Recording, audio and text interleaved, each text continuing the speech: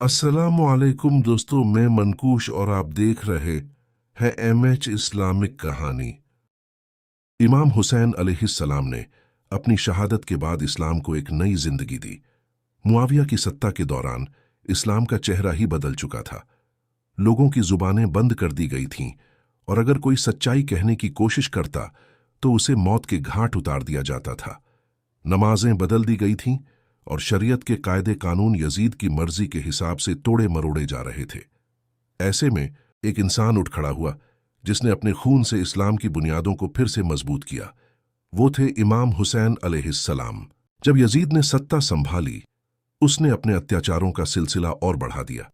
लोगों को बोलने से रोकने के लिए उनका कत्ल कर दिया जाता और जो उसके खिलाफ खड़ा होता उसे यातनाएं दी जाती। लेकिन इमाम हुसैन अलैहिस्सलाम ने यजीद की बैत करने से इनकार कर दिया और मक्का की तरफ चले गए। मक्का में उन्होंने देखा कि हालात और बिगड़ रहे हैं। इसके बावजूद वो यजीद के खिलाफ खड़े हो गए और आखिरकार करबला के मैदान में अपने परिवार और कुछ साथियों के साथ शहीद हो गए। उनकी शहादत ने एक ऐसा प्रभाव डाला जो युगों तक महसूस किया गया। इमाम हुसैन अलैहिस्सलाम की मौत के बाद मक्का और कूफा के लोग भी यजीद के खिलाफ खड़े हो गए। मक्का के लोगों ने यजीद के खिलाफ विद्रोह कर दिया और यजीद की ताकत को चुनौती दी। लेकिन किस्मत का खेल देखिए, यजीद की जंग के दौरान ही उसकी मौत हो गई। कहते हैं कि यजीद की मौत बहुत ही दर्दनाक थी। यह एक ऐसा मोड़ था जिसने मक्का और कूफा के लोगों को यजीद के खौफ से आजाद कर दिया। लेकिन यजीद के अंत से पहले उसने अपने गवर्नर उबैदुल्ला बिन जियाद को हुक्म दिया कि वो किसी भी तरह से विरोध को दबा दे। उबैदुल्ला ने भी अपनी सत्ता को बचाने के लिए जुल्म और सख्तियां की। जो भी उसके खिलाफ खड़ा हुआ उसे या तो जेल में डाल दिया गया या कत्ल कर दिया गया। उसने कूफा के लोगों को इमाम हुसैन अलैहिस्सलाम के समर्थन से रोकने के लिए तरह तरह की धमकियां दी। जब कूफियों ने इमाम हुसैन अलैहिस्सलाम को खत भेजकर उन्हें बुलाया था, तब इमाम हुसैन अलैहिस्सलाम ने अपने चचेरे भाई मुस्लिम बिन अकील को हालात का जायजा लेने के लिए कूफा भेजा। कूफियों ने मुस्लिम बिन अकील का गर्मजोशी से स्वागत किया और हजारों लोगों ने इमाम हुसैन अलैहिस्सलाम की बैत की। लेकिन जब उबैदुल्ला बिन जियाद को इसका पता चला तो उसने कूफा के प्रमुख सरदारों को धमकियां दी, जिससे बहुत से लोग डरकर मुस्लिम बिन अकील का साथ छोड़ गए। मुस्लिम बिन अकील को अंततः पकड़ लिया गया और उबैदुल्ला ने उन्हें शहीद कर दिया। मरने से पहले मुस्लिम बिन अकील ने इमाम हुसैन अलैहिस्सलाम को एक खत भेजा जिसमें उन्होंने कूफा की स्थिति के बारे में बताया।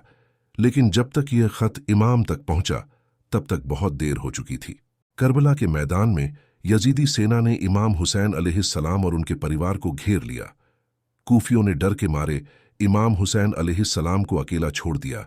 लेकिन जब इमाम हुसैन अलैहिस्सलाम की शहादत हुई तब कूफा के लोग सदमे में आ गए। उन्हें अपनी गलती का एहसास हुआ और उन्होंने खुद को इमाम हुसैन अलैहिस्सलाम की मौत का कसूरवार ठहराया। कूफा के कुछ प्रमुख लोगों ने, जैसे कि हजरत सुलेमान बिन सुर्त, जिन्होंने पहले इमाम अली अलैहिस्सलाम का साथ दिया था, इमाम हुसैन अलैहिस्सलाम की शहादत का बदला लेने के लिए एक आंदोलन शुरू किया। इसे तवाबून कहा गया, जिसका मकसद उन लोगों को सजा देना था जिन्होंने इमाम हुसैन अलैहिस्सलाम को शहीद किया था। तवाबून के लोगों ने करबला जाकर इमाम हुसैन अलैहिस्सलाम की कब्र पर कसम खाई कि वो उनका बदला जरूर लेंगे। इसके बाद तवाबून की हार के बावजूद इस आंदोलन ने दूसरे मुसलमानों में और ज्यादा जोश भर दिया। लोगों में यजीद और उसकी हुकूमत के खिलाफ गुस्सा बढ़ता गया। इसी दौरान एक और व्यक्ति खड़ा हुआ जिसका नाम था मुख्तार सक्फी। मुख्तार सक्फी अहले बैत के सबसे बड़े समर्थकों में से एक थे। उन्होंने इमाम अली और इमाम हसन अलैहिस्सलाम की खिलाफत के दौरान उनका साथ दिया था, लेकिन दुर्भाग्य से वो करबला की लड़ाई में इमाम हुसैन अलैहिस्सलाम का साथ नहीं दे पाए, क्योंकि उबैदुल्ला बिन जियाद ने उन्हें यजीद के हुक्म पर जेल में डाल दिया था। यजीद की मौत के बाद मुख्तार को जेल से रिहा कर दिया गया और उन्होंने कूफा में अपने समर्थकों के साथ एक सेना तैयार करनी शुरू कर दी। उनका मकसद था उन लोगों से बदला लेना जिन्होंने इमाम हुसैन अलैहिस्सलाम को शहीद किया था। मुख्तार ने शियाओं और मवालियों को एकजुट किया और खुद को इमाम अली अलैहिस्सलाम के बेटे मोहम्मद बिन हनफिया का उत्तराधिकारी घोषित किया। इस घोषणा के बाद कूफा के और भी लोग मुख्तार के साथ जुड़ने लगे और जल्द ही उन्होंने एक सेना तैयार कर ली। मुख्तार ने अपनी सेना के साथ कूफा को उबैदुल्ला बिन जियाद के कब्जे से छुड़ाने का प्रयास किया। उन्होंने इब्राहिम बिन अश्तर को अपनी सेना का कमांडर नियुक्त किया, जो हजरत मालिक अश्तर के बेटे थे। मालिक अश्तर इमाम अली अलैहिस्सलाम के करीबी साथी और सेनापति थे। दूसरी ओर उबैदुल्ला बिन जियाद ने भी एक बड़ी सेना तैयार की, जिसमें उसके पास ज्यादा सैनिक और बेहतर हथियार थे। इसके बावजूद मुख्तार की सेना ने बहादुरी से लड़ाई लड़ी और उबैदुल्ला बिन जियाद को हरा दिया। मुख्तार ने न केवल उबैदुल्ला बिन जियाद को मारा, बल्कि उन सभी लोगों को भी कत्ल किया जिन्होंने इमाम हुसैन अलैहिस्सलाम की शहादत में भाग लिया था, जैसे कि शिम्र और अमर बिन साद। इसके बाद मुख्तार ने कूफा पर अपना नियंत्रण स्थापित कर लिया। दूसरी ओर मक्का में अब्दुल्ला बिन जुबैर ने खुद को खलीफा घोषित कर दिया था और उसकी हुकूमत इराक और कूफा तक फैलने लगी थी। मुख्तार ने अब्दुल्ला बिन जुबैर से हाथ मिलाने की कोशिश की, लेकिन अब्दुल्ला को मुख्तार से खतरा महसूस हुआ और उसने उसका साथ देने से इनकार कर दिया। इसके बजाय अब्दुल्ला बिन जुबैर ने अपने भाई मुसब बिन जुबैर को एक सेना के साथ कूफा भेजा ताकि वो मुख्तार को खत्म कर सके। मुख्तार और मुसब की सेनाओं के बीच एक भयंकर युद्ध हुआ और दुर्भाग्यवश मुख्तार इस लड़ाई में हार गए और शहीद हो गए। मुख्तार के साथ उनके कई साथी भी मारे गए और इस तरह मुख्तार की लीडरशिप का अंत हो गया।